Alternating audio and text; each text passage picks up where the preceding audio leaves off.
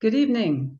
I'm Marcy Kahn, Chair of the New York City Bar Task Force on the Rule of Law, and it is my privilege to welcome you to our program this evening, which asks, Voting Without State Checks and Balances, a close look at the Independent State Legislature Theory. Our program this evening could not be more timely as next week's Supreme Court argument in Moore versus Harper approaches. Many questions loom. Are we about to witness the permanent enshrining of the tyranny of the minority? Is our Republican form of democracy doomed? Will our votes matter?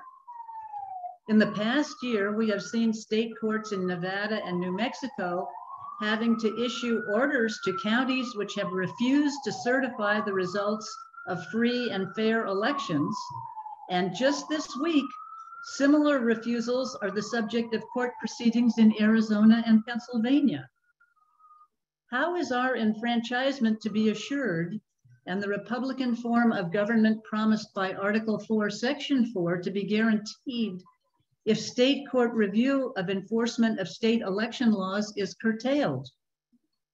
Fortunately, we have with us this evening for a roundtable discussion of these pressing questions a stellar group of prominent constitutional scholars and practitioners with deep expertise on the issue. They will examine the origins of the ISLT, whether it has any valid constitutional underpinnings, and what challenges a Supreme Court ruling endorsing the theory, in large or small part, would present for our democracy.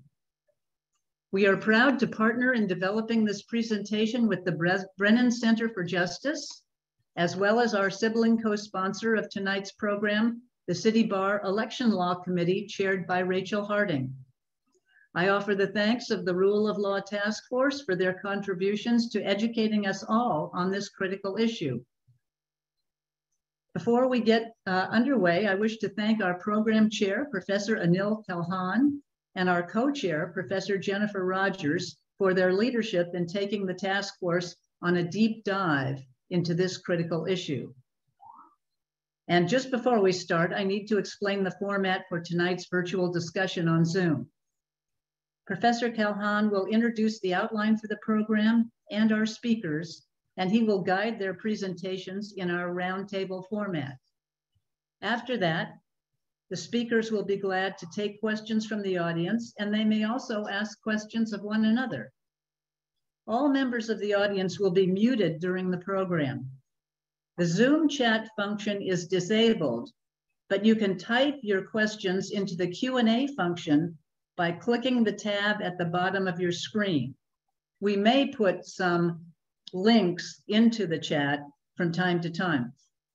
We will try to get to as many of the questions that you put into the Q&A as our time permits. We are scheduled to conclude at approximately 7:45 p.m., and we will try to adhere to that as our goal. Our discussion this evening will be moderated by Task Force member Anil Kalhan, who is a professor of law at the Drexel University Thomas R. Klein School of Law and is also a visiting professor of law at Yale Law School. He has done groundbreaking work on many committees here at City Bar, including in leadership positions, and we are very fortunate that he continues that service on our task force. Anil, the floor is yours. Great, thanks so much, Marcy. And I want to echo my thanks to my colleagues on the City Bar's Task Force on the Rule of Law and election law committees, and especially I want to thank Jennifer Rogers, who's done a lot of work to conceptualize and make this program happen, and to the staff members of the City Bar, and of course our co-sponsors at the Brennan Center. So as Marcy mentioned, next week the Supreme Court will hear oral arguments in Moore versus Harper, which concerns the so-called Independent State Legislature Theory. Our panelists will have a lot more to say about what that means, but in a nutshell, the idea is that the Constitution of the United States confers special authority to state legislatures to act independently from other state government institutions when administering federal elections, regardless of how state constitutions might otherwise constrain legislative power, and perhaps even in a manner that prohibits them from delegating authority to other state actors. Now, if folks have been paying attention to commentary on Moore versus Harper, you probably would have perceived some degree of alarm about what the Supreme Court might do, coming from people across the political and ideological spectrum, in fact. To take one example, former Attorney General Eric Holder has described the case as potentially presenting an existential threat to democracy. But there are a number of prominent conservatives who have also raised concern about the case as well, including former U.S. Circuit Judge J. Michael Ludig, Federalist Society co-founder Stephen Calabresi, and a number of others who have filed amicus briefs in the case. And we have a terrific group of panelists with deep expertise to help us make sense of Moore versus Harper. What are the stakes and implications in the case? What are the merits of the arguments that are being advanced by the litigants? What are the implications of how the Supreme Court might choose to decide the case, whether a particular way in which it decides the case versus another might have implications for what the consequences of the decision are. So I'll quickly introduce our panelists before we dive in. Carolyn Shapiro is a professor of law at the Chicago Kent College of Law. Her scholarship is largely focused on constitutional democracy and its institutions, particularly the Supreme Court. She teaches courses in constitutional law, legislation and statutory interpretation, and public interest law and policy. She directs Chicago Kent's Public Interest Certificate Program and is faculty director of the Constitutional Democracy Project at the school, which is a civic education project that provides programs, professional development, and educational materials to high school and middle school teachers and students. And among her many publications, I should highlight a forthcoming piece on the Independent State Legislature Theory, which will be forthcoming in the University of Chicago Law Review next year. Tom Wolfe is deputy director at the Brennan Center's Democracy Program. Among other things, he leads the Brennan Center's Census Project and has organized amicus briefing for several of the Supreme Court's most significant democracy-related cases in the past decade. He previously was a member of the Supreme Court and appellate group at Mayer Brown LLP and began his legal career as a law clerk to Judge Guido Calabresi at the U.S. Court of Appeals for the Second Circuit. And then finally, Carter Phillips is a partner at Sidley and one of the most experienced Supreme Court and appellate lawyers in the country. Since joining Sidley, he has argued 80 cases before the Supreme Court, which is more than any other lawyer in private practice. Before joining Sidley, Carter served as an assistant to the Solicitor General, and in that capacity argued 9 cases before the Supreme Court on behalf of the United States. So he has argued presented 89 oral arguments before the Supreme Court and more than 145 arguments in the courts of appeals, including cases in every circuit. He also has been a co-director of Northwestern University School of Law's Supreme Court Clinic and an adjunct professor at Northwestern for more than 15 years. He began his career as a clerk for Judge Robert Sprecher on the U.S. Court of Appeals for the Seventh Circuit and for Chief Justice Warren Burger on the Supreme Court of the United States. So all of our panelists have worked on and filed amicus briefs in Moore versus Harper, which I'm sure will come up in the course of the discussion. But just by way of introduction, I thought it would be useful to sort of give some background on where the Independent State Legislature Theory, how has this emerged in the last 20 years, and then some specific background on Moore versus Harper. So Carolyn, if you wouldn't mind starting us off, how did the Independent State Legislature Theory emerge, and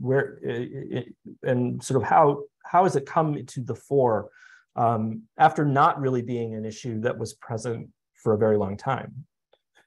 So I think it's useful to start by just talking about the specific parts of the Constitution that the ISLT proponents rely on. First is Article 1, Section 4, which says that the times, places, and manner of holding elections for senators and representatives shall be prescribed in each state by the legislature thereof, although Congress can override any such regulations. And in Article 2, says that the electors for president, each state shall appoint in such manner as the legislature thereof may direct the presidential electors. So that it's useful to just have that background as we begin to talk about what that means. For most of the country's history, and I think other people and I will later be talking about some of the history and background, it's been pretty clear that the legislatures are operating within the bounds set by the state constitutions.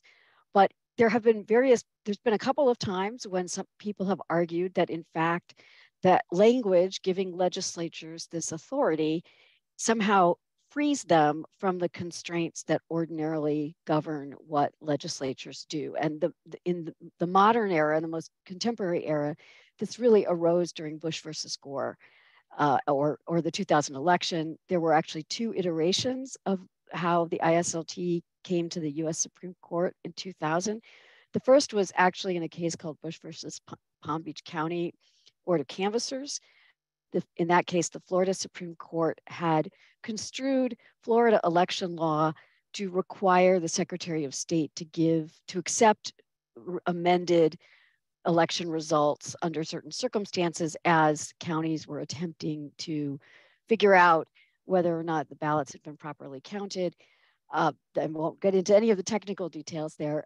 In doing so, in their opinion, the Florida Supreme Court noted that the Florida Constitution has a guarantee of free elections and relied in and mentioned that in its construction of the Florida Election Code. The Supreme Court said unanimously, we can't tell how important this reliance on this constitutional provision was to the Florida Supreme Court, and we're not sure it can be relied on, but it didn't issue a holding. It was really a kind of constitutional avoidance opinion, and sent it back, said to the Florida Supreme Court, you got to tell us, are you relying on the Florida Constitution or are you just doing statutory interpretation? Eventually, the Supreme Court of Florida said, we're just doing statutory interpretation, but by then, Bush versus Gore was underway. Bush versus Gore didn't involve a question of the role of the Florida Constitution. It involved a pure question of statutory interpretation, but nonetheless, there was still an ISLT argument, and Chief Justice Rehnquist, joined by Justices Thomas and Scalia, wrote a concurring opinion in which he said that the Florida Supreme Court had done some kind of improper textual analysis of the statute.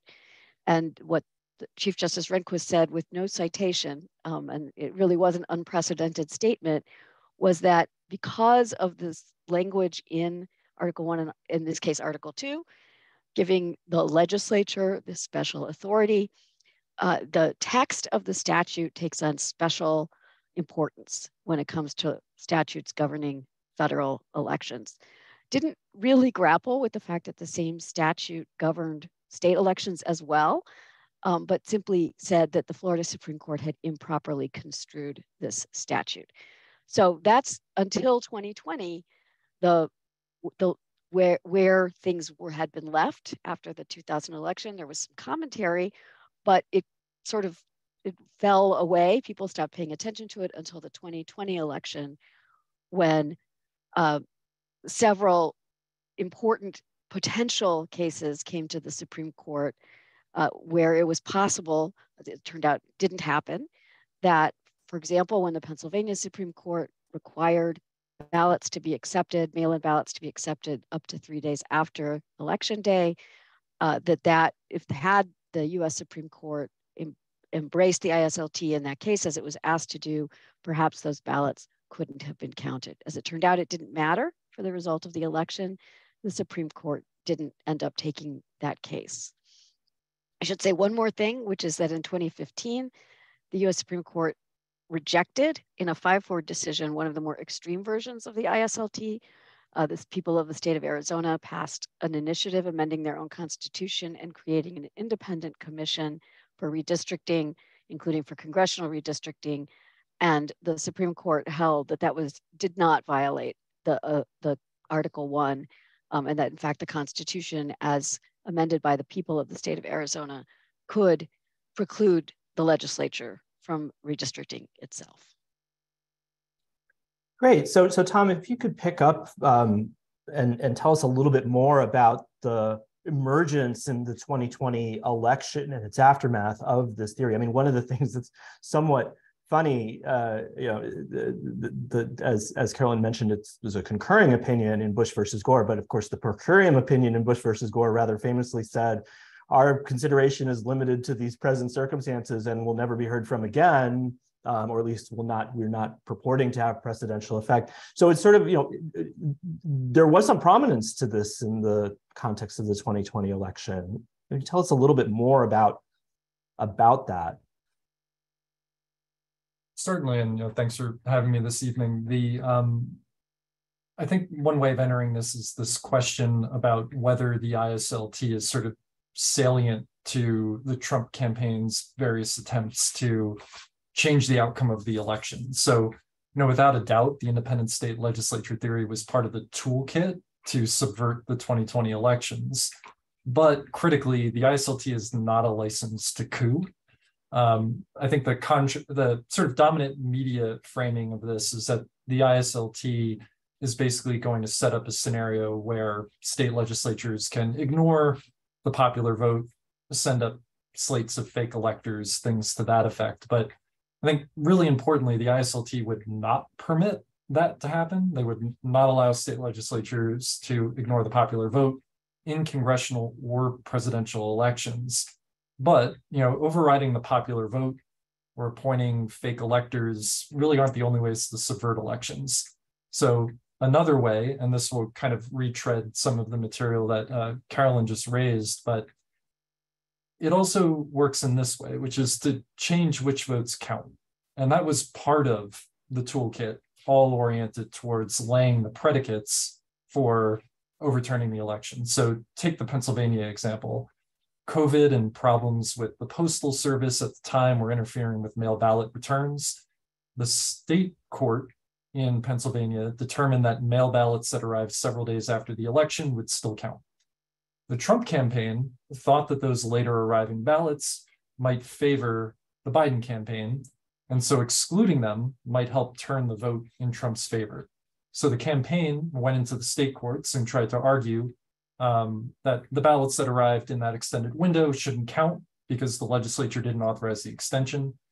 That's the ISLT in action. That's what they then present to the Supreme Court to say, state courts don't get to deviate from whatever the face of the statute that the legislature has enacted said. So that's one sense in which it's part of that subversion effort. I think there's another sense in which the ISLT supports election subversion, in that it provides fodder for claims of illegality that can then become pretext for more radical subversion, like overriding the popular vote. That's rhetorical, it's not legal, but the basic idea there is that if the ISLT becomes a thing, it becomes a new constitutional cause of action, which will allow voters or campaigns to repeatedly go to federal courts to raise questions about basically every aspect of election administration that is, at least arguably, not a faithful interpretation or implementation of state statute. So it potentially creates this new, heavily litigious environment where even if the claims are valid or not, casts a pall over the elections, and I think encourages people to want to take more extreme steps to override the democratic process. And there's a third. There are all types of election subversion, like gerrymandering and vote suppression, that are super serious, and the ISLT would turbocharge all of those. So there's plenty to be concerned about here before you even get to the question of the 2024 presidential election, including in this case, which I think we're going to get into next. Great, yeah, so that brings us to Moore versus Harper, which of course is not about presidential elections that both Carolyn and Tom you've talked about. Carter, maybe tell us a little bit about the background on this case and sort of how this case has emerged and what the issues presented are, and then we can maybe circle back to how it's related to some of the other issues that Carolyn and Tom have brought up. Anil, I'm happy to do it like Tom. I appreciate the opportunity to be here tonight to talk about what is a pretty important case. I have to confess, I think if I had looked at this case 5 years ago as it came up, I don't think I would envision it as a potential landmark Supreme Court ruling. I think I would have viewed this as a internecine dispute within the state of North Carolina about the proper way to undergo redistricting on a fairly routine, I'm not an election law lawyer, but it seems like fairly routine kind of a dispute. Basically, we had a census in 2020. There was a mad dash to try to draft up a new redistricting plan for both the state and the federal elections. The state of North Carolina actually has a pretty interesting process of map drawing for the elections, which on its face would seem to be unbelievably fair. You're supposed to go into a computer room and draw these things up without any idea about race, partisanship, or anything like that. I gather that's all a charade, and in fact, that the leaders of the party actually go through great rigmarole, figure out exactly how they want to write, how they want to draw these lines, and then they draw them. And you know, the reality with gerrymandering these days is that with modern technology, lines can be drawn with exquisite detail in a way that candidly all but guarantees that you will get the results you are looking for if you just move the lines ever so slightly. And, you know, at least from the perspective of the plaintiffs in this litigation, what the state of North Carolina had done was redraw the lines, because there was now an additional seat in North Carolina because of the census, and drawn them in a way that decidedly favored the Republican Party. That even if the even if the Democrats held a majority of the population of North Carolina, they would end up with no more than 4 seats out of the 13 in North Carolina, which they alleged, not surprisingly, was a political gerrymander. North Carolina law recognizes the possibility that there might, in fact, be gerrymandering, and provides a cause of action. It allows a challenger to go to the county of Wake. There's a 3-judge court that gets appointed to handle these kinds of disputes. That court analyzed the situation presented by the redistricting in 2021, held that it was grossly malapportioned and that it was gerrymandered, but then held that under the North Carolina Supreme Court, that trial court did not have authority to remedy or do anything with respect to even extreme political gerrymandering. That issue went up to the state court system, and ultimately the state Supreme Court, a divided state Supreme Court, held both that there is generally standing to challenge gerrymanders, that the gerrymandering is not a political question as it might have been perceived to be in the federal court system, and that the Fair Elections Clause, the Free Speech Clause, and the Equal Protection Clause of the North Carolina Supreme Court, all of which have, I gather, a broader interpretation than the federal vision of at least 2 of the 3 provisions, because we don't have the 3rd one in our federal constitution. All of those were violated by this arrangement, then remanded it back to the lower court to send it back to the legislature, giving it an opportunity to come up with something. They actually came back with another plan. That plan was okay with respect to the state lines that were drawn, but it remained hopelessly gerrymandered from the perspective of the 3-judge court with respect to the congressional elections. And then in accordance with the state law, the courts adopted a very limited remedy, saying that we will only remedy the federal elections, and only to the extent needed to eliminate the extreme gerrymander that was adopted there, which is essentially precisely what the North Carolina legislature delegates to the courts to do, and that arrangement only applies to the next general election. And after that, the legislature has to start over again, and then can then prescribe the next time, place, and manner rules that will apply, and off to the races. The state sought certiorari, and the justices granted it. The case fully briefed, and the case will be argued next week. Interestingly, the Solicitor General has weighed in on the side of the the respondents, and she will personally be arguing the case next week. Great, thank you. So I want to turn to the implications of the litigation and what's at stake, and all of you have talked about this in the briefs that you've filed. But before we do that, one of the things that's so striking about this case, I mean, I mostly work in the area of immigration law. When immigration law gets to the Supreme Court, there can be some decent number of amicus briefs, but not the enormous volume that this case has garnered. And I have to offer my thanks to one of my research assistants, Justin Cole, for wading through every single one and helping me navigate sort of what's going on in these. But I'd be interested in hearing from all of you, what strikes you when you sort of look at the volume of filings and who is filing on which side? And, you know, I already alluded to some of the potentially unusual or unexpected voices or coalitions that might be bringing their voices to bear in this case. Maybe we'll start with Tom, and then Carolyn and Carter, if you have observations based on your experience with the Supreme Court.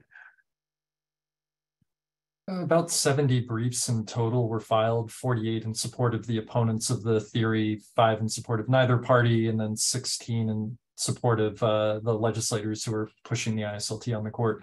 I see 4 major themes across these briefs. The first is that the opposition to the ISLT is bipartisan. I think there's a tendency, again, in the media narrative around the case to sort of portray this case as mainly an obsession of liberals, but opposition to it isn't a red or a blue thing. There's been dozens of prominent conservative figures who filed, you know, among the names, former DC Circuit Judge Thomas Griffith, leading Republican election lawyer Ben Ginsburg, Federalist Society co-founders Stephen Calabresi, Peter Kiesler, Republican election officials, former secretaries of state, Arnold Schwarzenegger, Charles Fried, the list goes on. So the second major theme, the opposition to the ISLT, is diverse and large. The other side, not so much. And the folks in that camp include some pretty dubious figures. So in addition to the folks that I flagged, there's a massive group of historians, law professors, US senators, state AGs, secretaries of state, current and former elected officials, civil rights organizations, good government groups, think tanks, among others. The number of filings on the other side is much smaller, representing states' attorney generals, several think tanks and litigation shops, and a lot of partisan political organizations. But you know, ultimately, this is more than a numbers game. Just having a lot of briefs doesn't mean you're going to win. Sometimes it doesn't help. I think the key is that the range of interests represented on each side is much different in scope. Some of the folks that are kicking around on the pro-ISLT side include John Eastman, you know, who's a noted election denialist. Senator Whitehouse put in a brief that does a really good job, I think, explaining some of the, you know, questionable affiliations of the folks that have gotten in on that side. I'd say the third point that stands out to me, which is the weight of authority, which I think is clearly on the anti-ISLT side. This isn't a quantity question, it's a quality question. The pro-ISLT side, for instance, makes a lot of claims regarding history, but none of these folks are historians. All of the historians that have come in on the case have come in on the anti-ISLT side.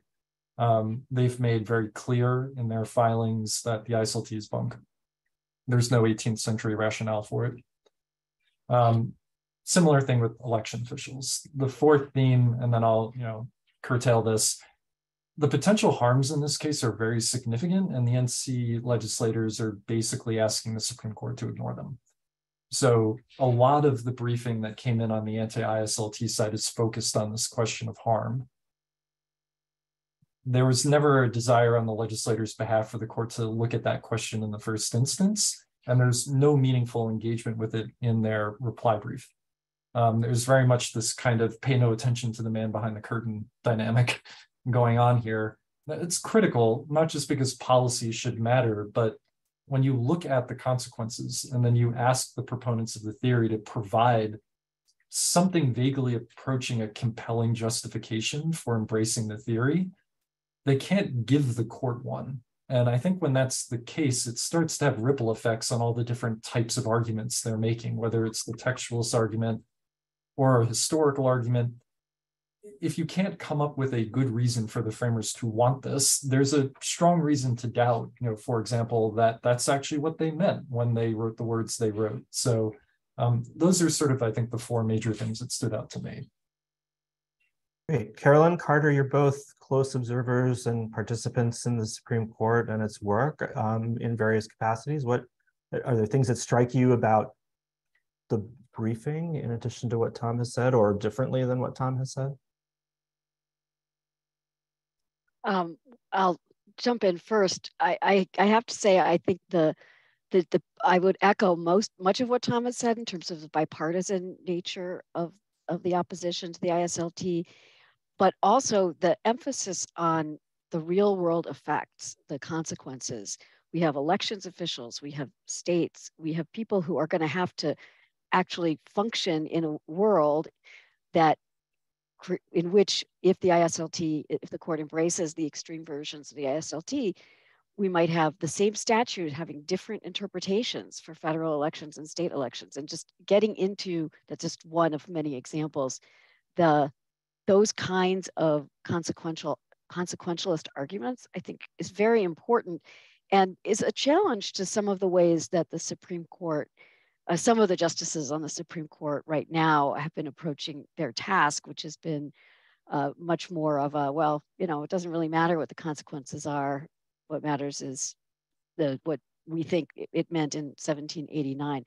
I don't think that all of the justices, even all of the justices on the right, think that way. And I think this case may really focus a lot on that division among the more conservative justices. But in my view, perhaps the most important amicus brief of all, that is the one that Carter Phillips filed. So I'm going to stop talking to hear from him. No pressure now.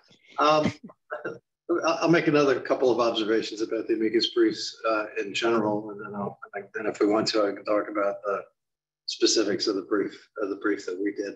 But I mean, first of all, I think it's important that the Solicitor General is in the case.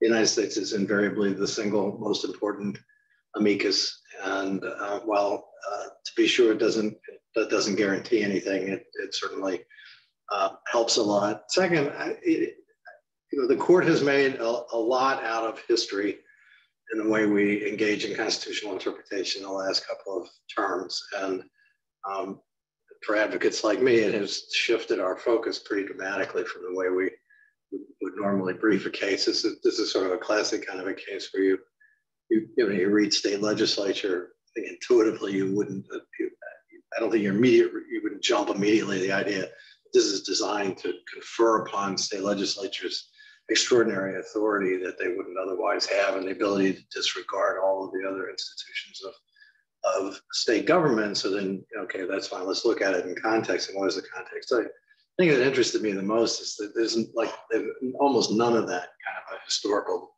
treatment on the petitioner side. And the respondents' analysis of the history of all of this, I mean, it's, at least from my perspective, really, really hard to read it without coming away with a strong feeling that this could not possibly have been what the framers had in mind. So if we're going to be some kind at all faithful to originalism, that's the way we're going to approach everything. And even Justice Kagan tells us we're all originalists in some respects. Then it would seem to me it's really hard to ignore that massive history. And Tom's right. I mean, I would not have wanted to try to write a reply brief in this case to respond to the rather significant number of briefs filed on the other side. There's a lot that to get through, and I think they basically threw up their hands and said, "Oh, we can't remotely do point-to-point rebuttal, so we'll give it the we'll just restate what we told you the first time and hope you ignore the positions taken by the others." So I don't know if you want me to shift to talk about the brief that we did. Yeah, why don't you go ahead and do that? I mean, all of you have highlighted in the briefs that you have filed implications and what's at stake in this election in different ways that I think are interestingly complementary. But Carter, go ahead. Why don't you talk about that in terms of the brief that you worked on? So the brief that I worked on with my partner, Virginia Seitz, and Kathy Mueller was for the Conference of Chief Justices. So Conference of Chief Justice is an interesting organization. It's comprised of all of the chief judges and justices of all of the states and all of the territories of the United States. So obviously it is a bipartisan, nonpartisan organization. It's primary mission is to improve the quality of judicial decision-making and administration of justice in the state court system. I think they tend to exchange best practices or have meetings to that effect. But they also occasionally file briefs. I think this is the fourth one they've filed since their creation 70 years ago or something like that. And they do it in situations where the integrity of the state courts, not the integrity of the sense of their ethics, but just the importance of the state court system and the federal system is being questioned or potentially undermined. And you know, the Independent State Legislature Theory says that state courts do not have any authority to interpret the state constitution and restrict that the state legislature does in a case that can be described as a time, place, or manner provision dealing with a federal election. And you know, the idea that the state courts are stripped of their authority to construe the state constitutions and declare what, you know, when state laws may be unconstitutional is a concept that is quite jarring, I think, to all of the members of the conference. And so there was very much their desire to file a brief, not supporting either side in this particular case, because that's not, we don't, I mean, in a sense, we don't really care who wins the redistricting fight that's on the table here. What the conference cares about is respect for the role of state courts within the state system and how that operates within the federalism system, the federal system that we have, and recognizing that when the states declare a state law unconstitutional under the, you know, using the ordinary tools of construing the Constitution and state law, that those decisions should be respected by federal courts, and that the Independent State Legislature Theory was never intended to divest the state courts of that authority. It certainly doesn't say that by any stretch of the imagination. So that's what motivated the brief to be filed. Great, thank you. Tom, the Brennan Center, and in the brief that you filed work with the Brennan Center, it's focused a lot on the implications for election administration. Maybe you could talk a little bit about that. Our brief is based on effectively 2 years of hardcore research into the laws and rules that govern election administration. So we had a massive team here at the center, actually led by a few of my colleagues, who built this compilation of state laws basically and rules to determine, when we're talking about the ISLT eradicating state constitutional provisions, maybe statutory delegations of authority, rules and regulations, what are we actually talking about? What are the subject matters? What's the volume of rules that are endangered here?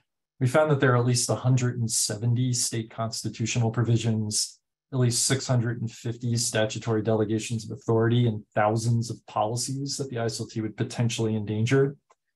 These cover a really diverse array of topics, including precinct boundary setting, voter registration, where you locate polling places, how you manage polling places, standards for election equipment, standards for testing election equipment, chain of ballot custody, vote counting, auditing processes. We're talking about the right to a secret ballot in many state constitutions, independent redistricting commissions in Arizona and California, ranked choice voting in Alaska and Maine, automatic voter registration in places like Michigan and Nevada, regulations for voter list maintenance in places like Indiana, testing procedures for voting machines in places like Montana and Ohio.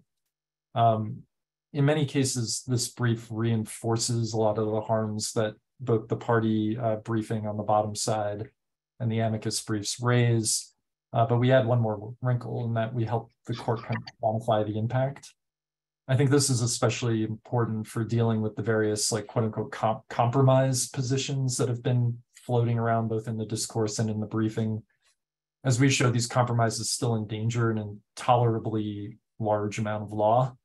We might get into this a little bit later, so I'll probably hold off on that point. But the basic idea here is the implications are massive. They affect all 50 states.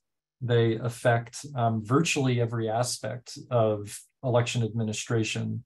And what it really highlights is the extent to which the way this system works is not just through legislators making laws, rules, election rules, the way things work, complex tapestry that legislatures cannot create, they do not create, and they won't want to create or be able to create in the absence of these other actors being able to participate. And that's sort of the legal brink or the regulatory brink that the ISLT presses us up against.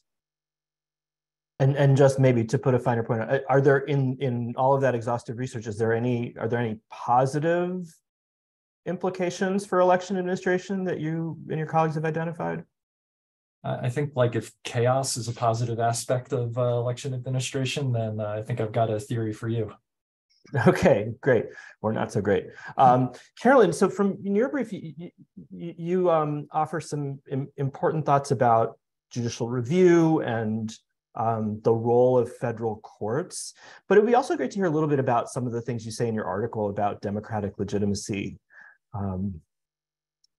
Yeah, so one of the defenses that's been offered of the ISLT, and in particular in some of the separate opinions written by Justices Gorsuch and Alito and Thomas during the 2020 election, is the idea that there's something about the ISLT that promotes democratic legitimacy, because the people see what the law that the legislature passes, that's the most, theoretically, the most democratically accountable branch, although there's research to suggest quite the opposite that's out there.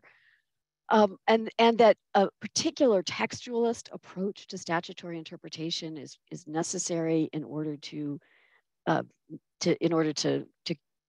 promote those goals, and that the state constitution can't apply. So those are sort of the sort of pro-democratic legitimacy arguments that have been offered. But in practice, the ISLT does two really significant things that work directly against the idea of democratic legitimacy. The first is, in some ways, it disempowers state legislatures. For example, state legislatures generally pass one law that governs elections, it governs federal and state elections. It includes things like voter registration, all the types of things that Tom described in terms of the type of regulation that's involved. And they apply those to both state and federal elections without making a distinction between them. The ISLT makes, at least at a minimum, raises the question of whether state legislatures even can do that. And that if they do that, should they be presumed that they are in fact incorporating all the ordinary practices of state law, like the state constitution and state statutory review, into those laws. To be even a little bit more concrete, many states have actual statutes passed by the legislature that tell the state courts how to interpret statutes. They say things like, purpose matters. The legislative history is something that the courts can and should look at. Excuse me.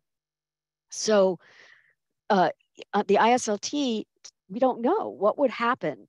Are those statutes now not operational when it comes to laws that govern federal elections, or laws that govern federal and state elections, but with respect to federal elections only?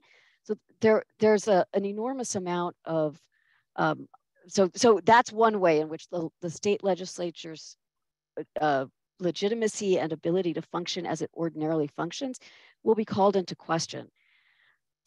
At the same time, the real shift in power is not from state courts to the state legislatures, which is how the petitioners and others sometimes talk about it, but from the state courts and state legislatures to the federal courts, and in particular to the Supreme Court. Because effectively everything that happens in a state court or with respect to a state statute governing federal elections is now a federal question. And will be subject to some review by the federal courts. Now, there's all kinds of messiness around where can these cases be even originally filed? Should they go straight to, can they go straight to federal court?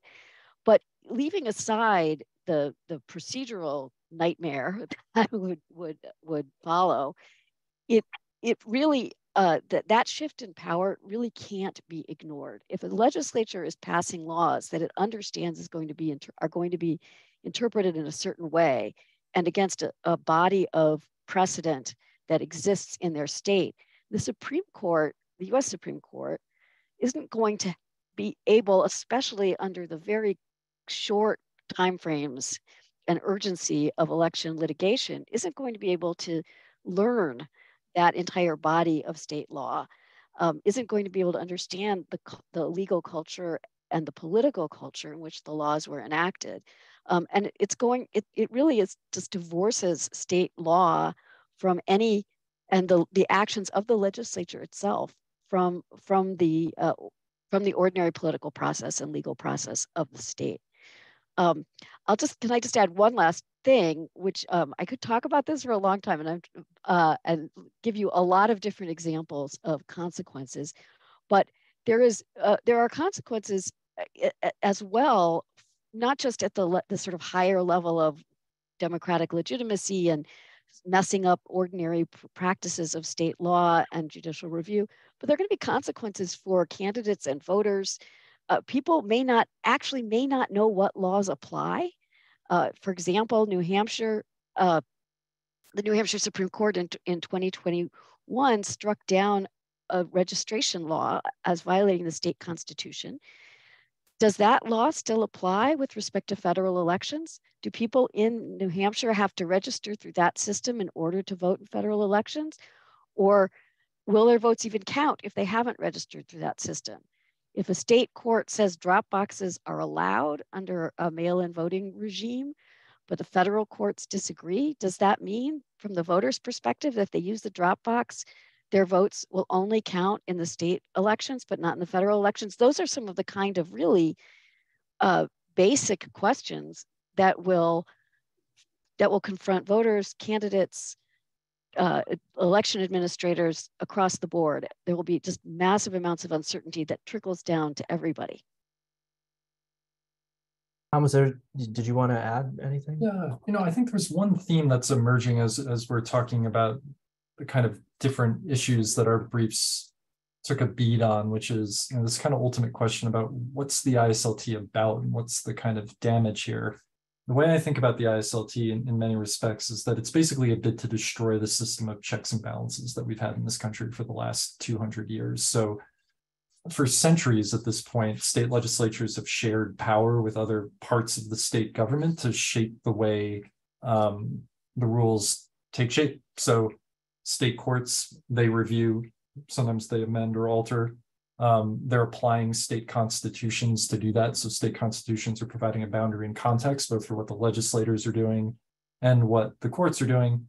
Similarly with governors, they exercise vetoes. Theoretically, they're exercising those vetoes sometimes because they think that there are state constitutional problems with what's going on.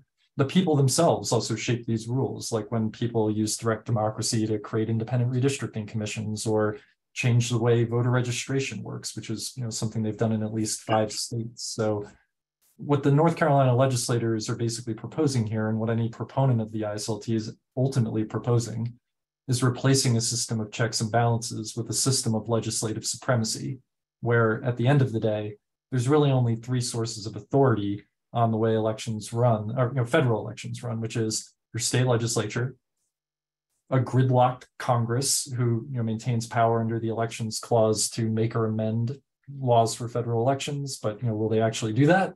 And then third, this Supreme Court. So the Supreme Court that has now been engaged for years in the process of gutting voting rights is going to be standing in the system at the top, taking legal questions that are being served up to them by state legislatures at the bottom. And it's really those 2 poles that all the power goes to. Legislatures get cut out, governors get cut out, most importantly, the people. The people themselves will not have control over the way the elections that select who holds that public trust, who holds that public power, will actually work. Can I just say something? Yeah. It's hard to, I don't disagree with a word Tom just said, but I had a sort of narrower thought about a point that Carolyn was making. To me, one of the most difficult parts about how this theory will operate if it were given play in the future is how many cases would end up in the U.S. Supreme Court. And you could say, as an advocate before the Supreme Court, I should be enthusiastic about the idea of dozens of additional matters going to that court. But the reality is I don't have much enthusiasm for it, in part because they would all be on an expedited basis.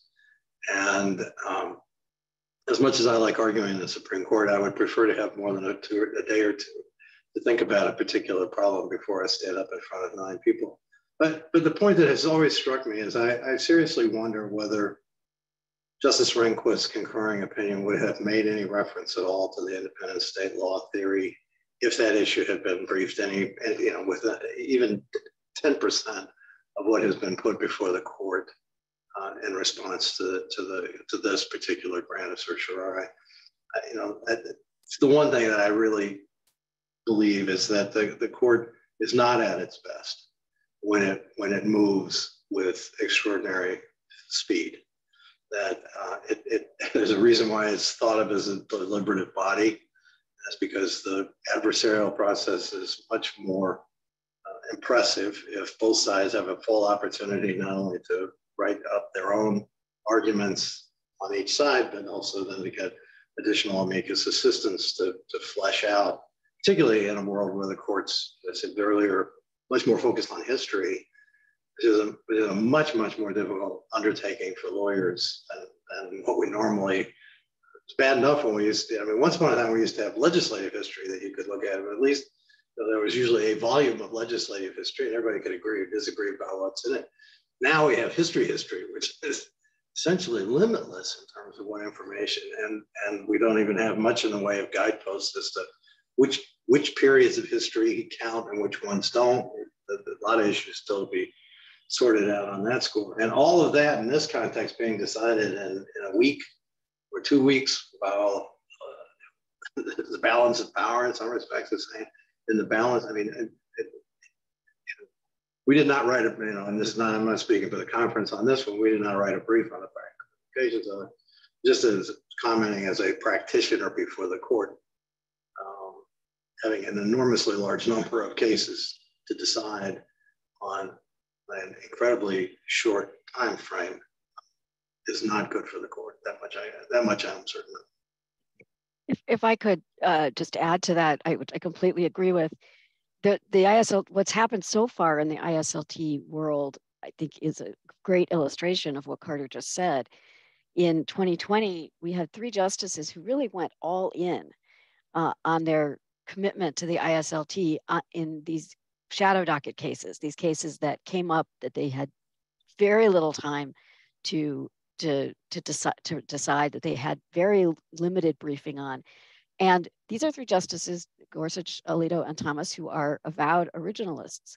Since then, there's been a massive amount of really remarkable historical research that is appearing in law reviews and is well covered in the amicus briefs in this case. And that was information that simply was not available to them in 2020. But it gives lie to all of the originalist arguments. The originalist arguments just don't hold up against that onslaught of new historical research and extremely thorough historical research. So it actually will be interesting to see how the originalists on the court grapple with that new research and whether or not they'll be willing to say a version of what Carter just said, which is we can't do our best work under that kind of time pressure. So I have a follow-up question in relation to that point that Carter and you and Carolyn, you both have alluded to. How do we make sense of that concern when juxtaposed against the apparent comfort or increasing comfort with making consequential decisions on the shadow docket? I mean, is it that the court doesn't share that concern? Is it that, is that, how do you think the court would think about that concern, or how should we make sense of those 2 phenomena in juxtaposition with each other? Well, I'll take a shot at it, and then Carolyn has, or Tom have additional thoughts. Obviously, they should weigh in. I actually think there's been a bit of a shift on the shadow docket. To be sure, it's still there. I mean, there will always be emergency decisions that have to be rendered, and so that will be there. But the court, in at least 2 cases last term,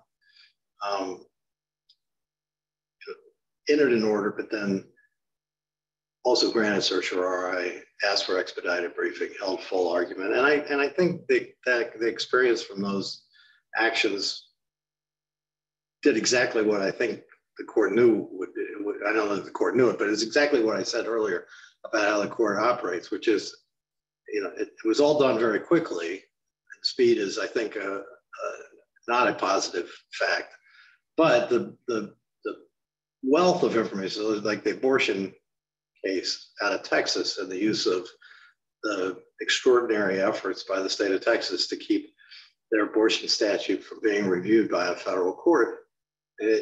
Because of the briefing, it became abundantly clear to the justices that approach is not a one-way street, that other states looking at other constitutional rights, if they chose to do so, could put in so many, essentially the same set of obstacles.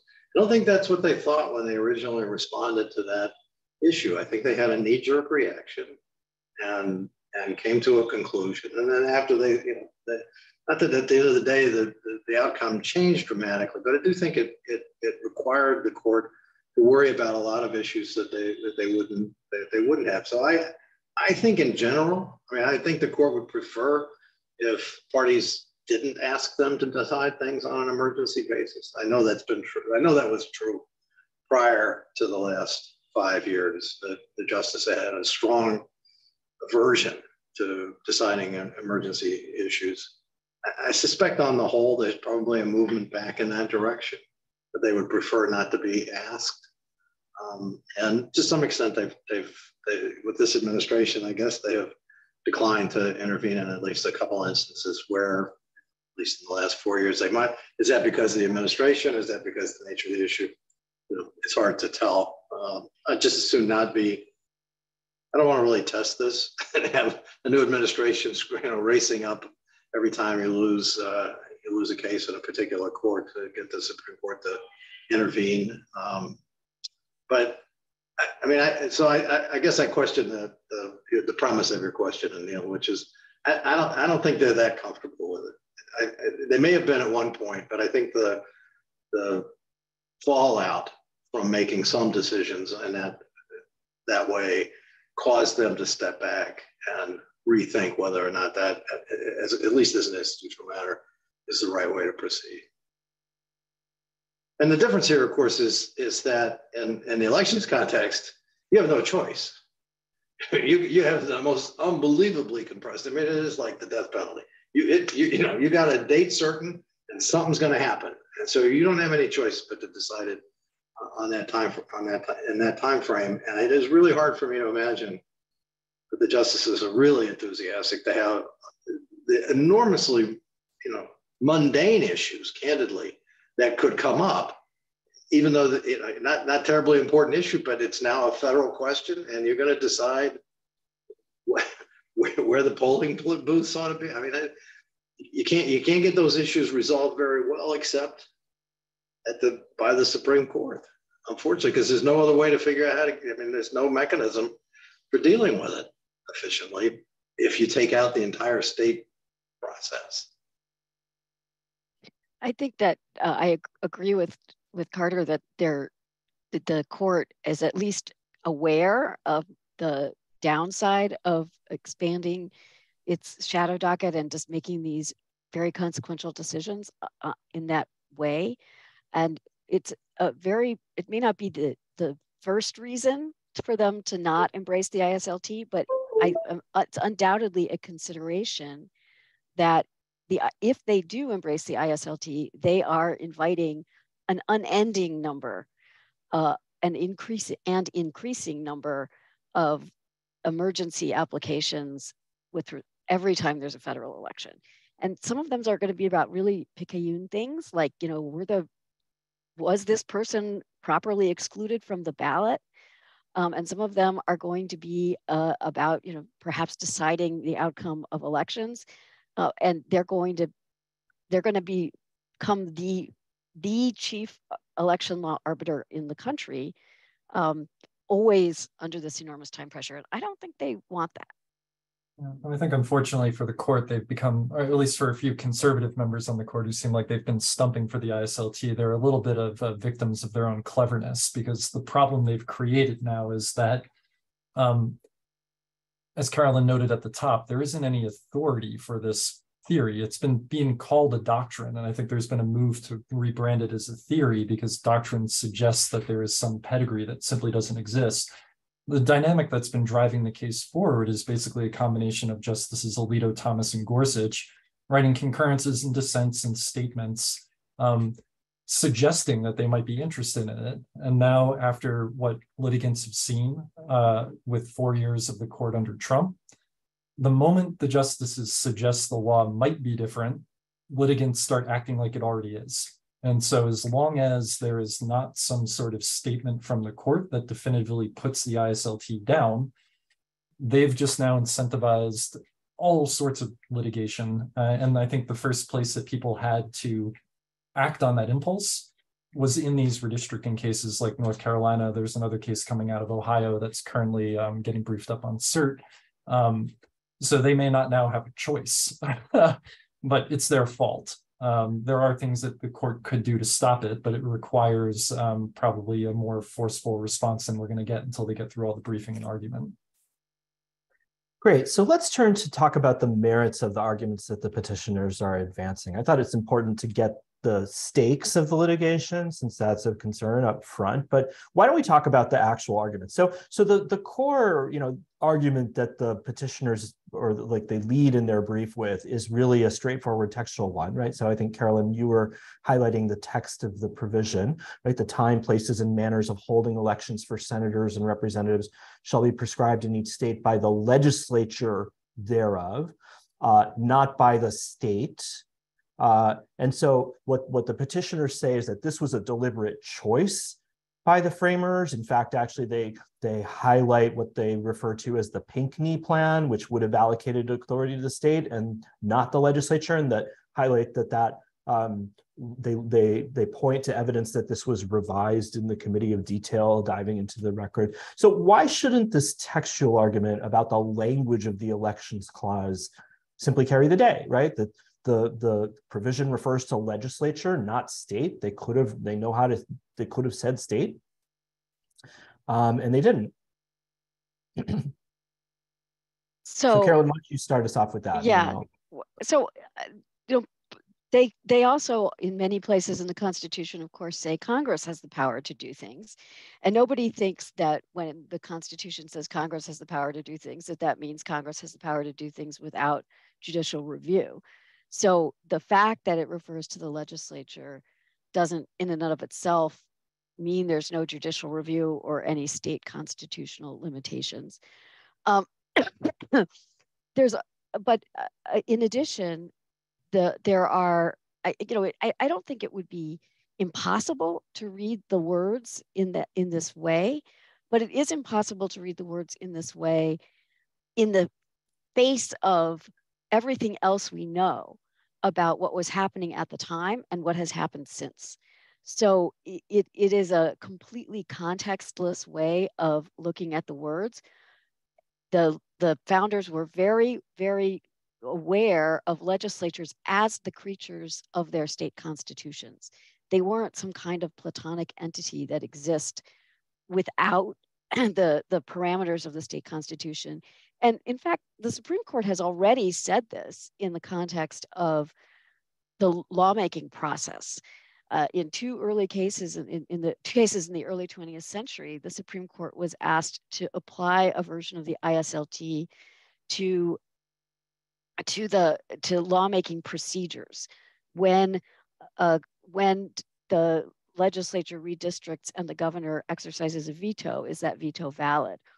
Or if there's a referendum process in the state constitution that allows the people to reject some kind of enactment, is that referendum valid? And the Supreme Court said in both instances, yes. So what we really can take from the word legislature is that there has to be a legislative process that leads to the whatever the regulation of federal elections at issue is. But that's not the same thing as saying that the legislature acts somehow completely independently of every other check and balance in state law, which is not, because and that would be really unprecedented. There is no, if that's what they meant, one would expect them to have actually said that, because it is so contrary to everything else we know about how they used the word Congress, what they thought about state legislatures at the time.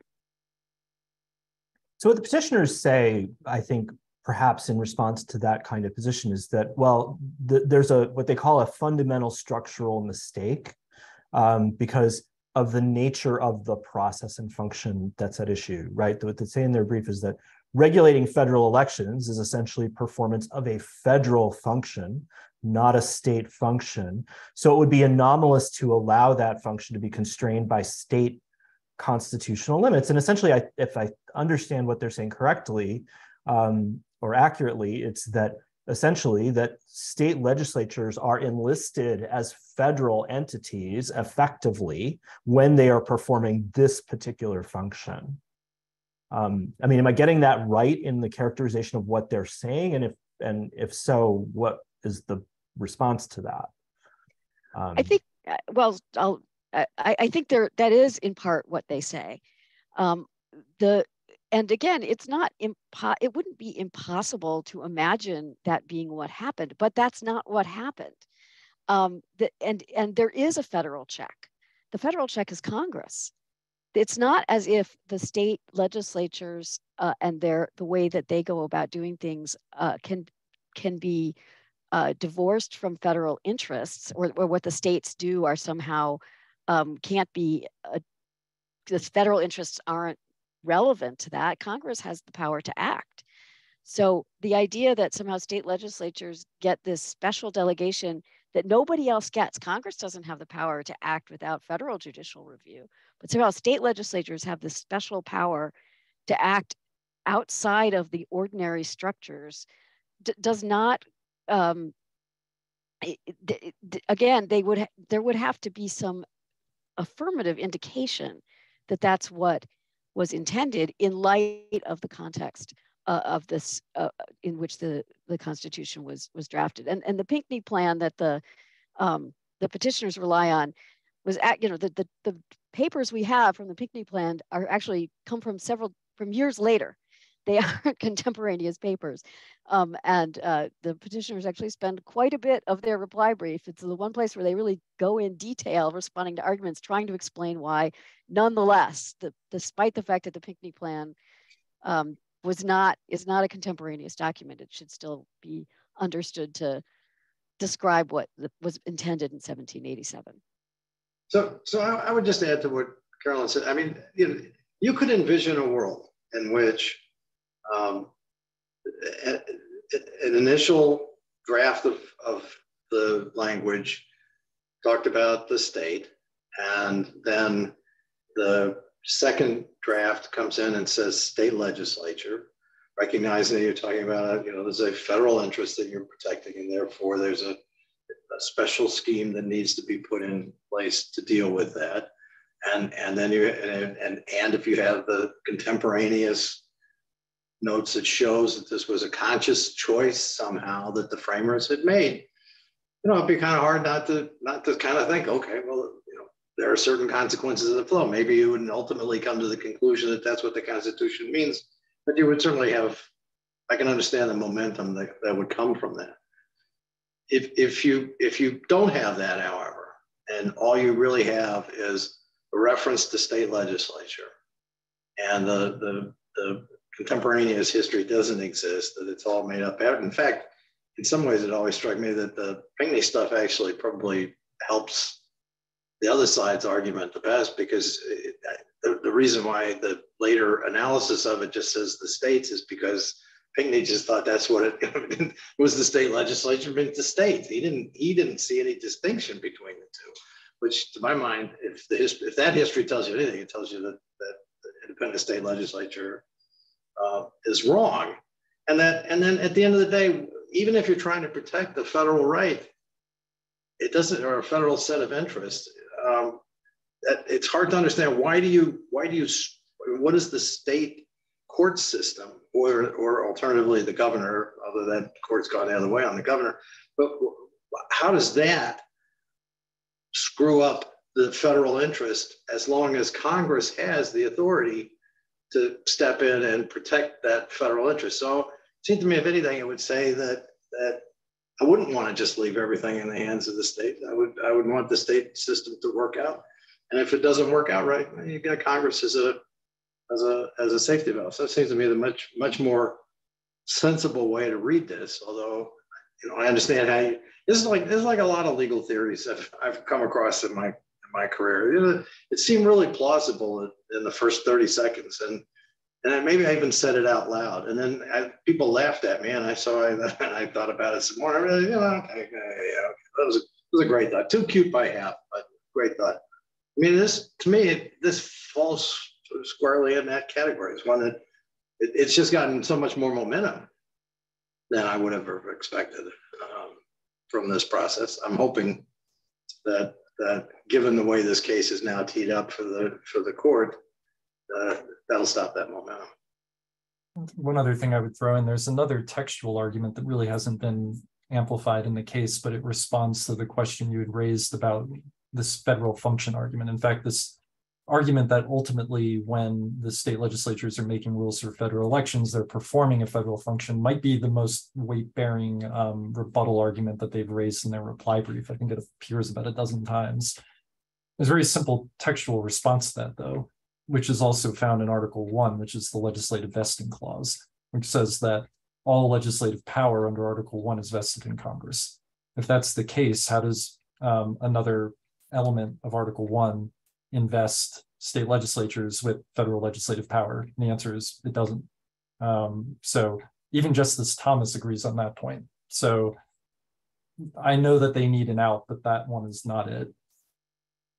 Yeah, I mean, one of the things I've been puzzling over really since Bush versus Gore and the concurring opinion is how do we know who or what the legislature is for these purposes on this understanding? I mean, could a handful of I think Jack Balkin in one of his law review articles about Bush versus Gore posited a similar kind of thought experiment. I mean, could a handful of politicians acting outside of the requirements of the state constitution simply declare themselves to be the state legislature and then start promulgating a competing set of rules governing federal elections? I mean, fans of the Spider-Man pointing at Spider-Man meme, right? It's that kind of picture. I mean, presumably then on the petitioner's view, the question of which body is legitimately the state legislature would have to be a question of federal law to be determined by federal courts, I imagine. But then, of course, how would a federal court then go about identifying and applying the rules of decision to determine which body is the legitimate legislature if it wasn't looking to state constitutional law principles?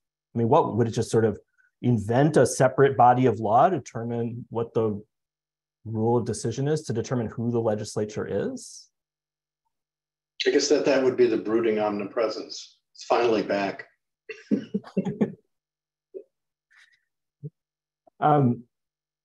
So I guess I still don't really quite know what I'm sort of puzzled by this, but anyway. Well, I mean, the answer to your question is, of course, they'd have to use the state's constitution as the guidepost, but I doubt that there's a huge amount of enthusiasm for the federal district courts to sit down there and try to figure out who's the real state legislature based on the state's constitution. But, right, and if that's true, like it just seems to me how then, I mean, if the legislatures aren't just dropping from the sky, right, then that seems to sort of throw a wrench in this position. But well, I think that the cases I was mentioning earlier about gubernatorial veto and state referenda speak exactly to what you're saying. There's a state constitutional process for lawmaking, and the Article 1 and Article 2 piggyback on those state constitutional processes, which can be changed. In North Carolina, there is no gubernatorial veto for redistricting. That's part of the process. It's not required that there be one, but their constitution doesn't provide one. Most constitutions do. That's that's part and parcel of this grant to the state legislature. It's to the state legislative process. What about the history? Sort of, the petitioners then say that history, I mean, we've talked a little bit about this, so if there's no need to belabor it, we don't need to belabor it too much. But the history and founding era practice, the petitioners say that that confirms their understanding of the text. And they focus in particular on on their view, many state constitutions included provisions spelling out rules governing state legislative districts, but didn't actually, for the most part, do that. Develop similar rules governing congressional districts, and then they point to a couple of examples where state constitutional restrictions were defeated. On their position, evidently one of those precisely because of a view that this would violate the Elections Clause. So do they get the history? Where is the history wanting here? And maybe Tom, you can start with this one. Yeah, I mean, I think that they could be accused of engaging in law office history, but I feel like when folks use that pejorative, what they mean is, there's a body of evidence and you're just sort of cherry picking the stuff that especially favors your side. But I think the problem here is actually a lot larger. And the way I would explain it is sort of like, imagine you woke up one day and your eyes were still able to receive light from all the objects that are in your room, but your brain can't assemble them into objects. So it's just sort of like a wash of points of light. That's what this briefing is like. The reason why they focus so heavily on this question of what constitutions were doing after the framing, they might say it's all because the original public meaning at the time of ratification, things like that, are more important than framers' intent, but they don't really argue that. The reason why they're doing that is because they need to avoid all of the stuff that's most probative about how we should read all of these things. So, to back up a little bit, there's sort of a couple major problems with the way they're trying to read these little bits and bobs of history. The first is that the framers deeply distrusted state legislatures and tried to use the Constitution, including the Elections Clause, to constrain their power. Immediately following the move for independence, there was a deep distrust of monarchy, and the way folks tried to deal with that in the first instance was to empower legislatures a lot, and that gave us kind of the first wave of state constitutions. Americans rapidly realized that that is an incredibly bad idea. So heading into the Constitutional Convention, there was already a massive movement at the state level to move away from legislative supremacy and create checked and balanced systems of co-equal branches of government. Most of the framers did some combination of serve in state legislatures under these constitutions and or participate in making these constitutions. There was the belief, that Pennsylvania was essentially a lawless anarchy. It was a form of legislative supremacy. It was being rejected in places like New York and Massachusetts. When the framers came to the table, they had negative models and they had positive models for what they were trying to do. So there's that. There's no engagement with the August 9th debates over the Elections Clause, which is, gives you the most insight into what folks are actually thinking. State legislatures, as folks have already noted, were believed to be creatures of their state constitutions. But again, why? Because this is part of the revolutionary project. Like, we founded America because we believe that no one should be above the law. So how do we create legislatures that exist outside their constitutions? Like, the fundamental notion just doesn't make any sense.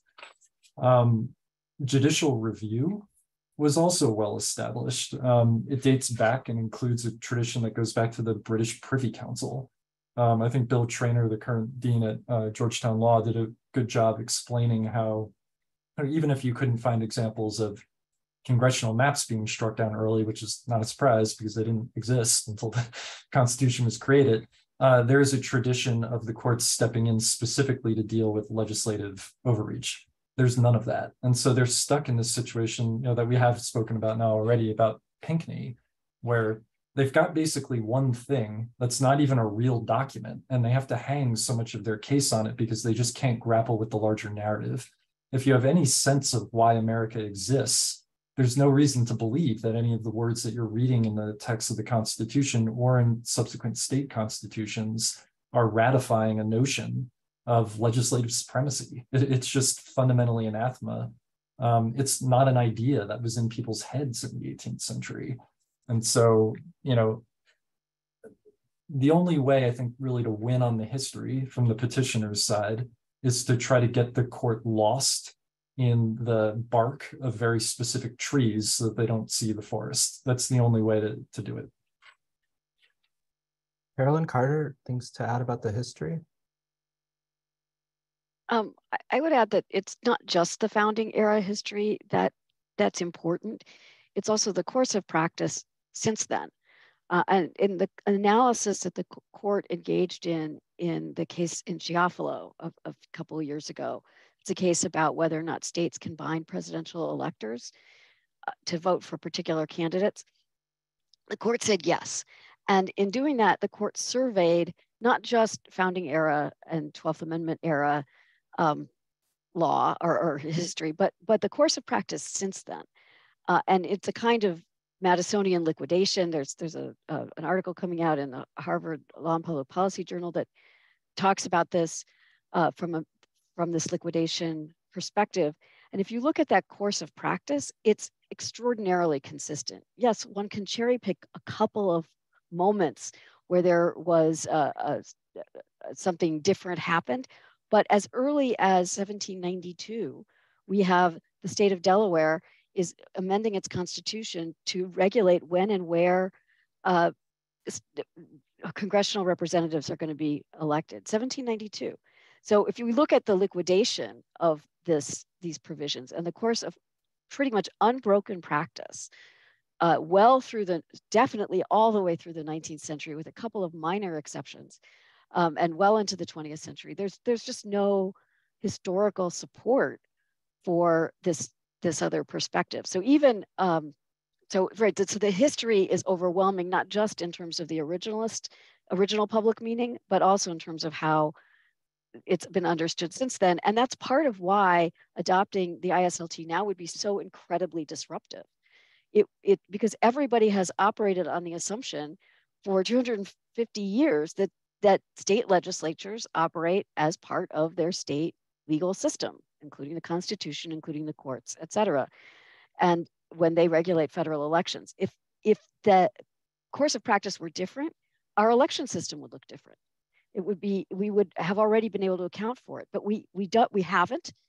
And so changing course now would again throw everything into chaos.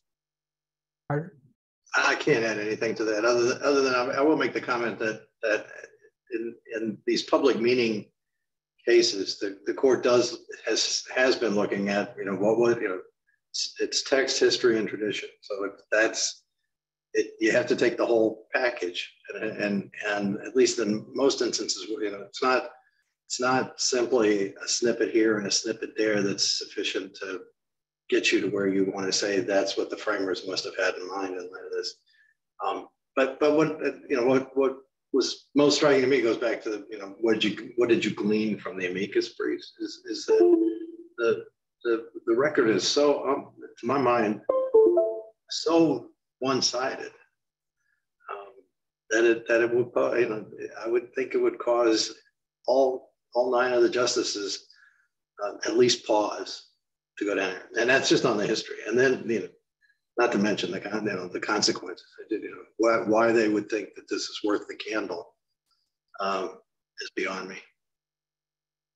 So let's at least briefly talk about precedent. I mean, we've already talked about the trajectory over the last 20 years. I don't know that we need to say more about, to what extent is a concurring opinion in Bush versus Gore and some of these other more recent decisions robust as precedent. But the petitioners do make a point of trying to reconcile their position with the other cases that some of you have referred to, the Arizona Independent Redistricting Commission case, the Smiley versus Holm, which would seem to be pretty significant barriers to their position. What's wrong with the ways in which they are seeking to distinguish those cases? And Carter, maybe we'll start with you on this one. Yeah, well, I mean, the problem is that the legislative veto is hard. It is hard to understand why the governor should have a role here if this is a textual argument. If it's the state legislature, then it's the state legislature. Now you can if you want to, obviously you can make up that, well, the legislative process actually means that the governor's assent is required, but that's not, you know, it's not the way you, if that language, if the use of the word legislature was really meant to put it in the hands of that body, and it's really hard to see why the governor would have any role under these circumstances. You know, to me, the more interesting problem that comes up here is not necessarily how they distinguish those cases as it does, you know, where does it leave it? I mean, it seems reasonably clear that there were going to be at least some, and maybe a majority of the justices, who will be concerned about state court action that undoes whatever the legislature has done in a way that could be quite viewed as quite undemocratic.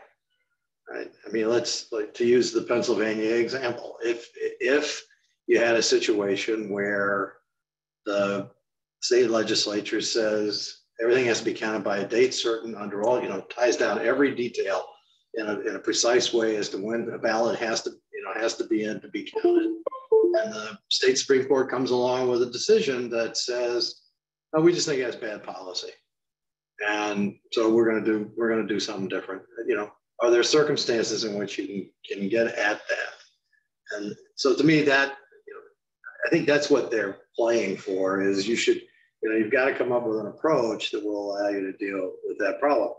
I don't think the independent state legislature, I don't think you need the independent state legislature to get you there.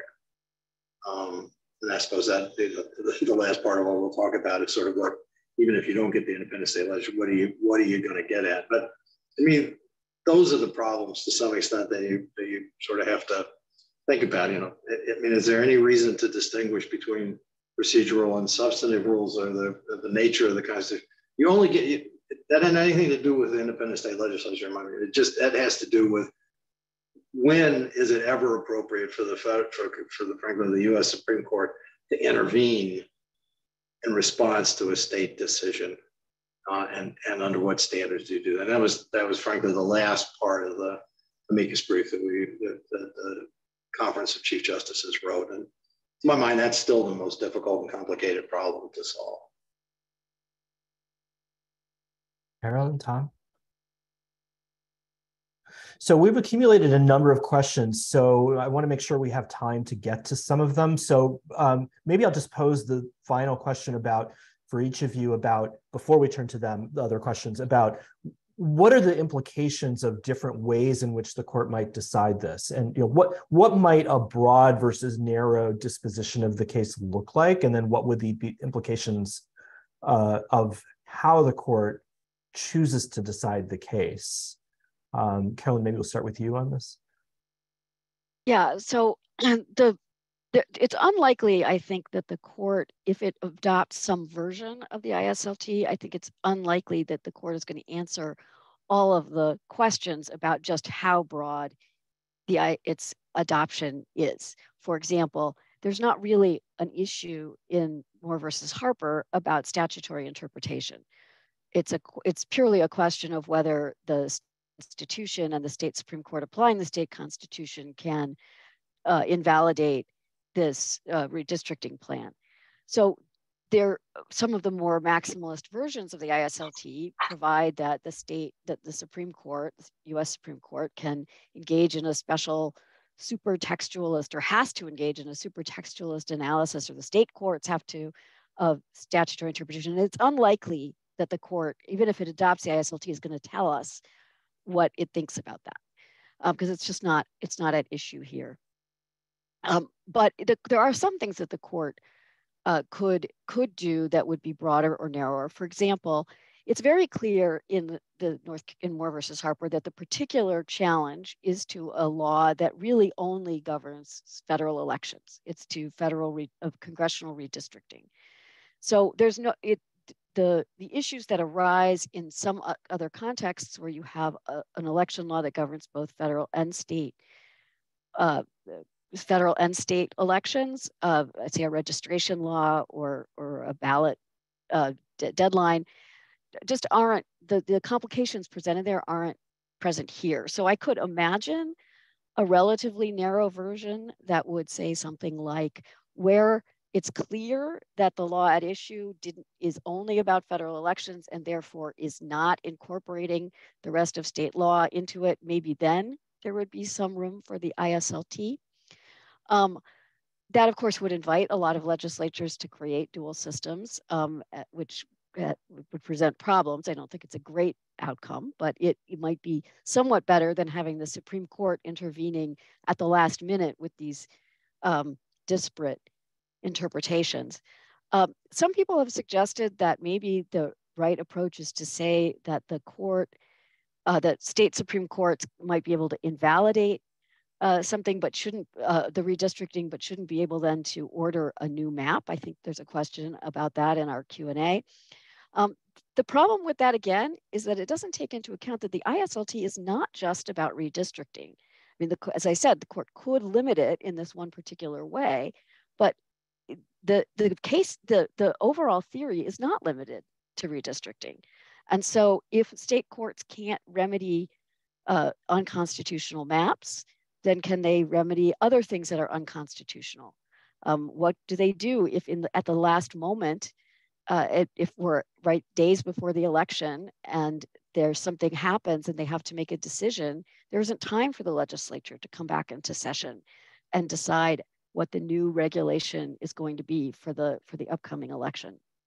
So there are, I think, on the one hand, the court could say we're adopting the ISLT here, and that means essentially opening the door to these much, much broader arguments, and we'll be seeing those litigated for years to come. They could say, well, we're doing something relatively narrow, but that still opens the door to a lot of problems. But if they do say what I hope they say, which is no, the ISLT is not what the Constitution means, then I think the door is closed on this particular strategy for election litigation, and that would be, in my view, the right result. Carter? Well, the only thing I was going to say, there is a narrower way to decide this case, which is to say we won't decide whether or not the Independent State Legislature Theory is valid or not. Whatever else it may be, here the North Carolina legislature did in fact delegate to the court the authority to do essentially what it did here, and so in that circumstance we don't need to review that. The legislature's made its choice. We're essentially bound by that, and we'll live with it. The problem with that, of course, is so that means it'll be a future case, probably on a different timing frame, probably with a different set of electoral issues in which this entire fight will have to be refought. And candidly, I think I'm pretty sure the majority, my recollection, and when we talked about this with the conferences, that most states don't have a specific statute that authorizes this kind of judicial scrutiny. I think most state legislatures just assume it comes with the territory of passing legislation, that their state Supreme Court might tell them they're wrong. But that, I mean, that's a narrower way if you really want to punt out. I generally don't like discussing the ISLT as having versions, because I think that ultimately the core logic of the theory doesn't lend itself to versioning. And this is kind of putting a gloss on what Carolyn and Carter have just said. But the fundamental notion here is that the legislature is supreme. No other state entities have authority to shape these rules. That's an extreme position. That is, the maximalist version of the ISLT. That's something that was floated in the academic literature a few years ago. It was dogpiled because it's a troubling idea. And I think a lot of what we see now, both in the kind of broader discourse and then within the court filings, is an attempt to backpedal from the extremity of the most extreme position.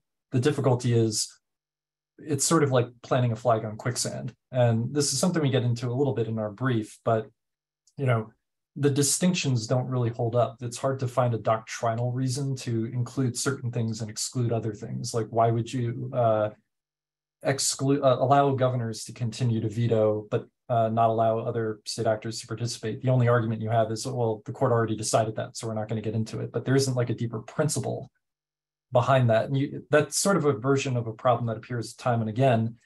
And, I think it's quite clear by the time you hit the end of the reply brief that North Carolina has basically backed itself into arguing for the maximalist version of the theory again. The court is going to be in a situation where if it's offering some sort of what it views as a half measure, it's essentially a political bargain. It doesn't have anything to do with lawful rulemaking, which is kind of ironic because theoretically the thing that's prompting this case, if you take Justice Alito at his word, is a concern with the lawlessness of the state courts. That you will not be able to cabin this theory. The moment it gets put out there, it's going to spawn all sorts of litigation, whether it's about what's the difference between a substantive and procedural constitutional rule, whether a delegation is clear or not, whether there is a specific versus open-ended distinction to be made amongst constitutional provisions, and on and on and on. It just incentivizes people hunting for advantages. So I agree with Carolyn that ultimately what we need here is we need the court to say the ISLT isn't a thing. Unless we get that, it's just going to be misery from here on out. I really don't think that there's a way to sell a half measure here. Great, so let's turn to some of the questions. I think Marcy has been going through them and has identified some. Yes, I have. One of our audience members asks, what is the potential for the ISLT to upend existing state voting rights litigation? In other words, lawsuits that are currently ongoing to election laws in a particular state. If the more, I hate to part ways with Tom, but I think it's inherent in the question, more expansive view of the ISLT were adopted, what would happen to ongoing litigation over voting rights? I think the short answer is nobody knows. The longer answer is that one of the questions that arises if the ISLT is embraced is whether, in fact, questions we've always thought are questions of state law are really questions of federal law.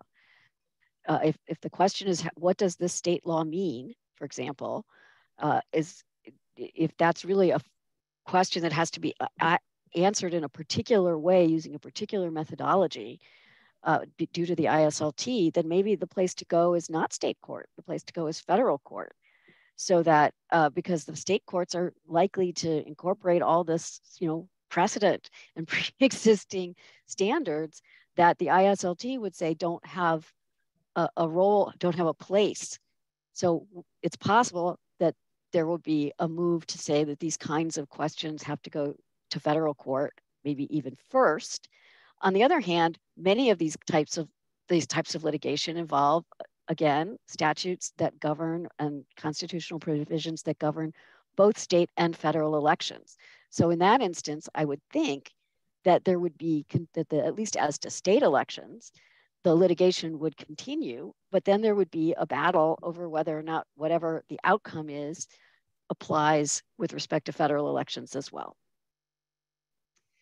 Thank you. The next question is, where does the state of New York stand in this particular dispute? Did our Attorney General file a brief somewhere?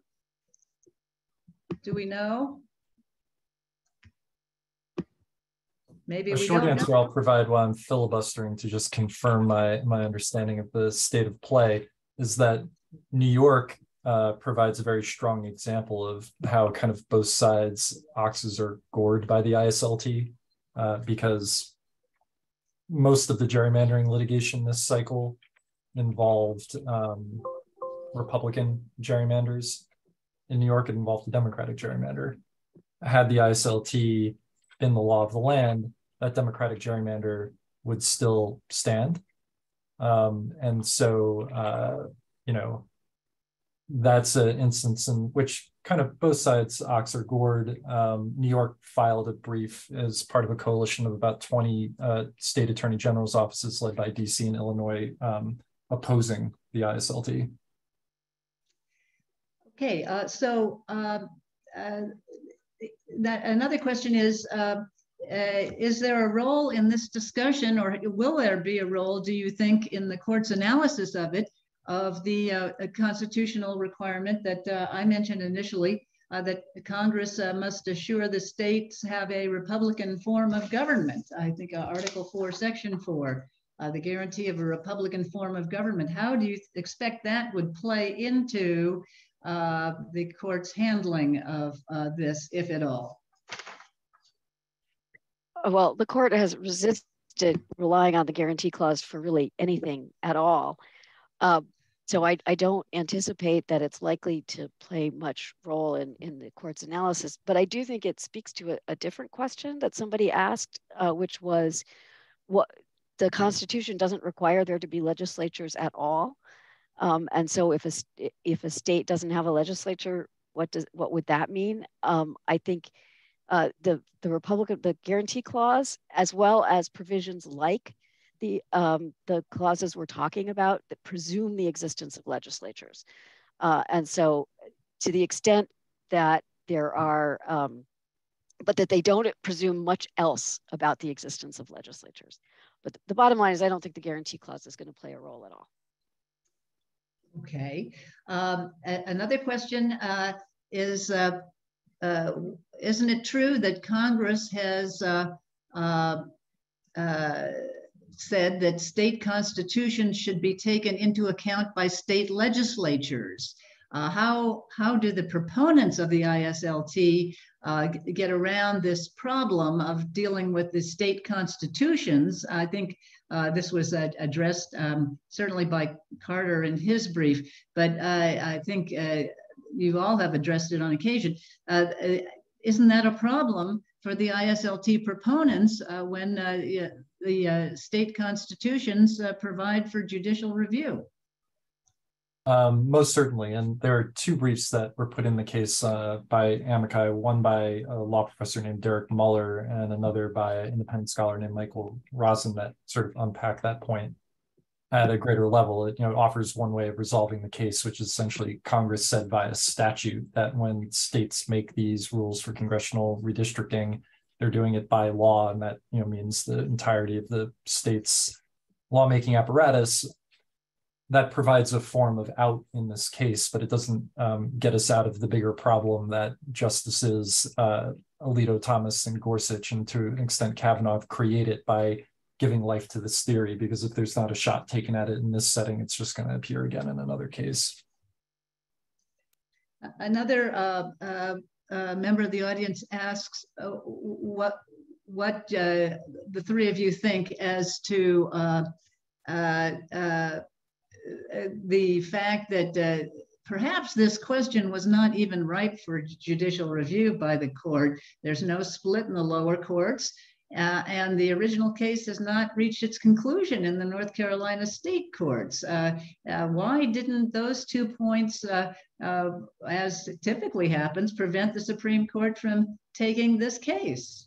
And I'll piggyback on that question just to pose something we could have talked about earlier. Is it the case that this isn't really necessarily a great vehicle to address the broader scope of these issues, insofar as it may be that the Congress is understood as having authorized or required state legislatures, or North Carolina itself may be understood as having delegated authority to state court.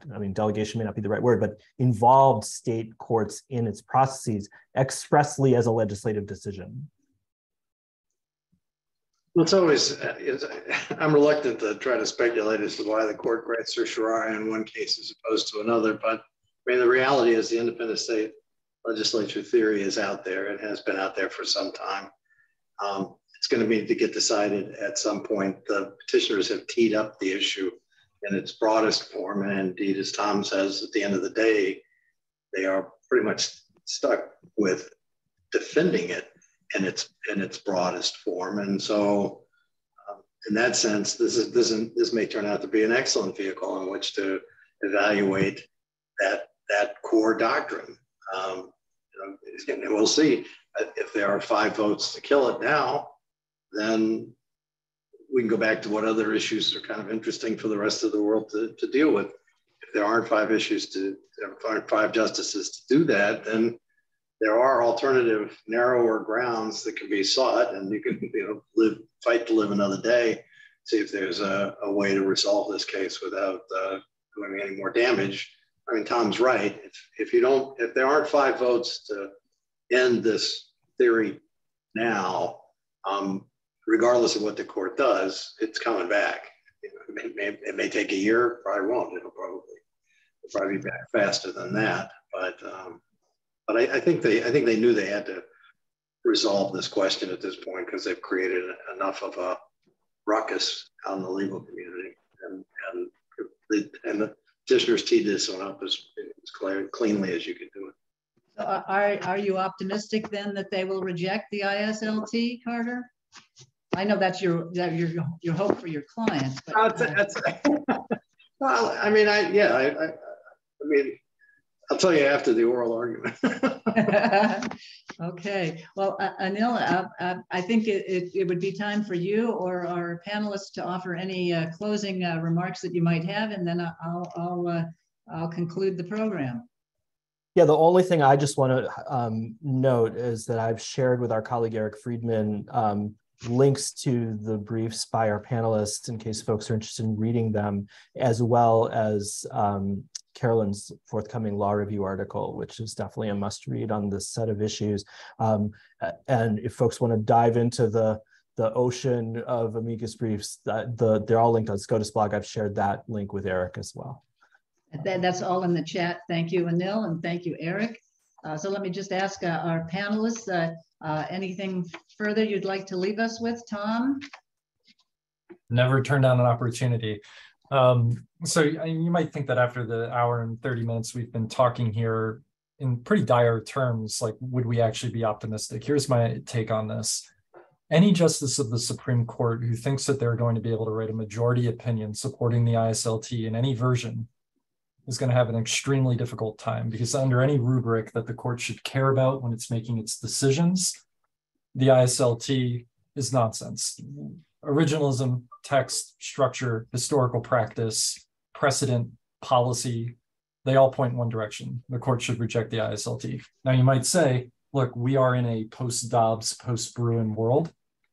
We have a court that has demonstrated that it seems to care not one whit for fact or precedent.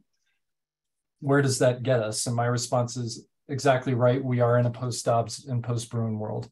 The court in June 2020 thought that it could get away with those opinions.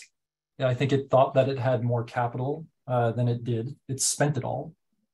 And I think the court now is 9 months later or 10 months later, with thousands of pages of briefing now, instead of operating on the shadow docket, is going to have to process its new reality that it's created. And I would hope that they understand that the margins that they thought they might have had in June 2020, or 2021, they're not going to have in June 2022. Carolyn, anything further? Well, I agree with Tom's points. I think that there's some evidence that there has already some questioning among justices who initially seemed sympathetic to the ISLT. In Moore versus, this goes back to the question of why did they take the case when the legislators who where the petitioners asked for a stay, Gorsuch, Alito, and Thomas would have granted the stay, but Kavanaugh said, no, I'm not willing to grant stay. I do think we should hear this case, but it's an important issue, but I don't think it's appropriate for a stay, which to me suggests that he is thinking twice about the ISLT. He did not embrace it nearly as strongly as the others. The other point I want to end with is just to say, there's the way the ISLT has been presented in the sort of the political context it's come up in. It looks like it's good for Republicans. And it is good in the sense that it's arising from states with heavily gerrymandered GOP-controlled legislatures, and they are states that are otherwise swing states. So in that sense, it's true. It might empower these gerrymandered legislatures. But as Tom mentioned earlier, it's not at all clear overall that it benefits one party over the other. It would also undermine, it would undo, for example, the New York courts striking down of the New York Democratic gerrymander of its congressional districts. And Nick Stephanopoulos, professor at Harvard, who's my co-amicus in our brief, has done crunched some numbers, and he says he thinks overall, and when it comes to gerrymandering, it might actually be to the Democrats' advantage to have the ISLT. So it's not, it comes up in this political context, but when you really drill down on it, it's not clear how it would play out.